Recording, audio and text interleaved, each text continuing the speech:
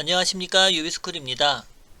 인벤터 기능 중 못따기, 못깎기 기능에 대해서 알아보겠습니다.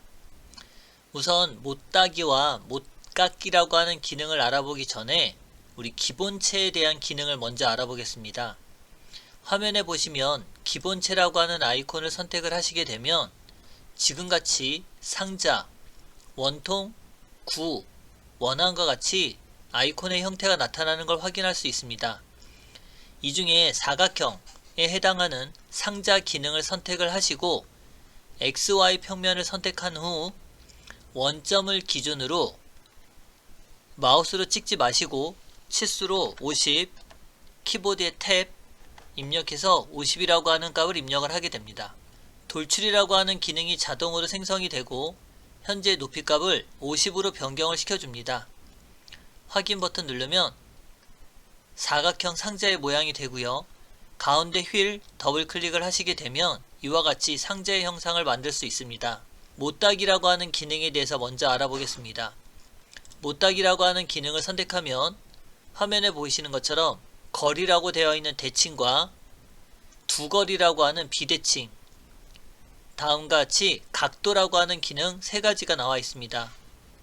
우선 거리라고 하는 대칭 기능을 보면 해당하는 거리값을 20이라고 입력을 하게 되면 모서리를 클릭했을 때 현재 모서리를 기준으로 20만큼, 20만큼 똑같은 숫자만큼 깎이는 형상을 볼 수 있습니다. 적용하고 버튼을 누르면 현재 모서리 선에서부터 20만큼, 20만큼 깎인 형상을 볼 수 있습니다. 취소 버튼을 눌러서 컨트롤 Z를 누르시고 다시 못따기라고 하는 기능을 선택해서 두거리라고 되어 있는 비대칭 기능을 쓰도록 하겠습니다.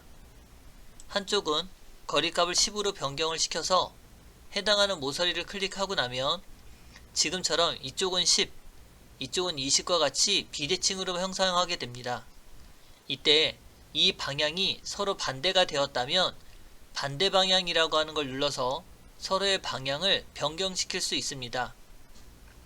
취소 버튼 눌러서 다시 한번 못따기라고 하는 기능 중 거리와 각도라고 하는 방법을 선택하겠습니다. 지금 현재 상에서 각도를 만약에 사용을 해본다면 이 위치에서부터 어느 위치에서, 이 위치에서 또는 이 위치에서 방향을 꺾을 수가 없으니 해당하는 거리값을 먼저 20이라고 입력을 하시고 각도를 30이라고 입력을 하겠습니다. 그 다음 어느 면으로 내려갈 거냐 했더니 이 모서리 선에서 이쪽으로 내려와서 해당하는 모서리 방향으로 꺾어지겠다 라고 하는 걸 지정하게 됩니다. 그럼 여기까지 내려온 게 거리가 되고요. 여기가 기울기, 각도가 됩니다. 그러니 기준점이 되는 위치가 바로 이 모서리에서 떨어진 이만큼의 위치가 기준선이 되는 위치고 거기서부터 이렇게 기울기를 주어서 이 형상을 기울기를 주겠다는 얘기가 됩니다.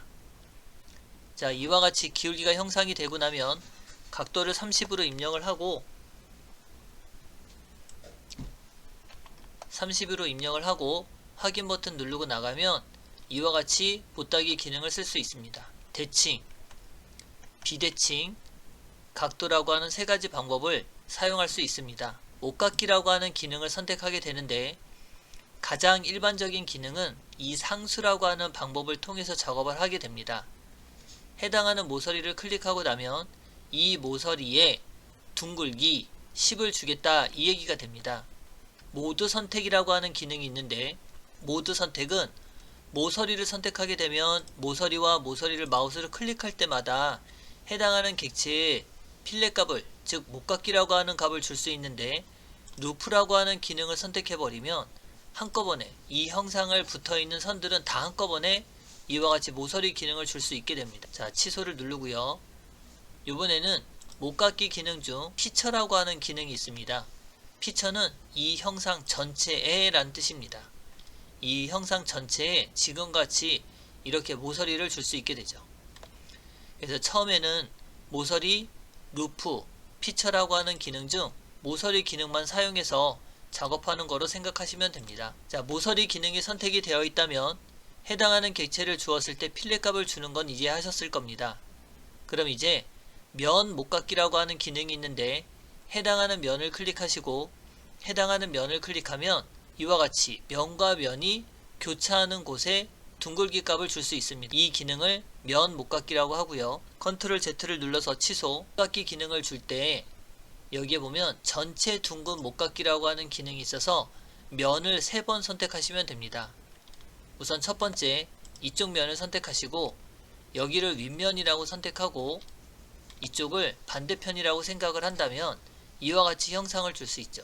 또 한번 보시면 이쪽 면을 선택하고 여기 면을 선택하고 여기 면을 선택하고 적용. 자, 한 번 더 이쪽 면을 선택하고 여기를 선택하고 이쪽 면을 선택한다면 이와 같이 구의 형상으로도 변경을 할 수가 있습니다.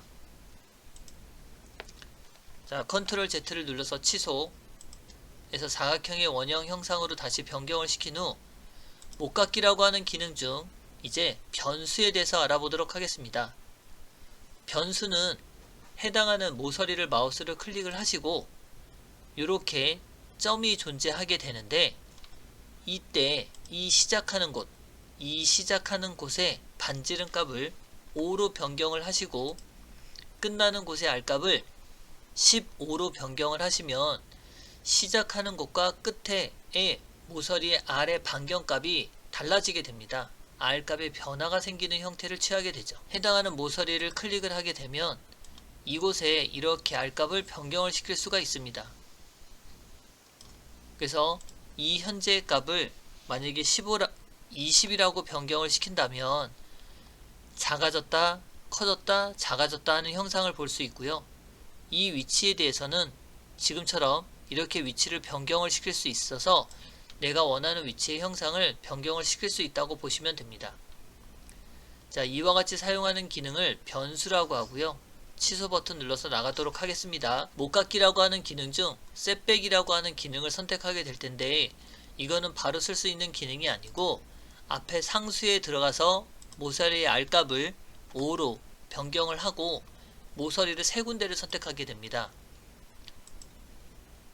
이와 같이 3군데를 선택하고 나면 3개의 모서리가 교차하는 곳에 셋백이라고 하는 기능으로 형상을 클릭을 해주게 되면 이 셋백의 위치가 되죠. 그럼 이때 이 셋백이라고 하는 위치는 이 원점에서 이 기준점에서 여기까지의 간격이 얼마나 띄울 거냐라고 물어보게 되는데 처음에 시작하는 R값을 거리값을 10이라고 입력을 하고 두 번째 R값을 20이라고 입력을 하면 지금처럼 해당하는 위치에서 원점에서 이동하는 거리가 10, 해당하는 위치의 거리값이 20이 되는 걸 확인할 수 있습니다.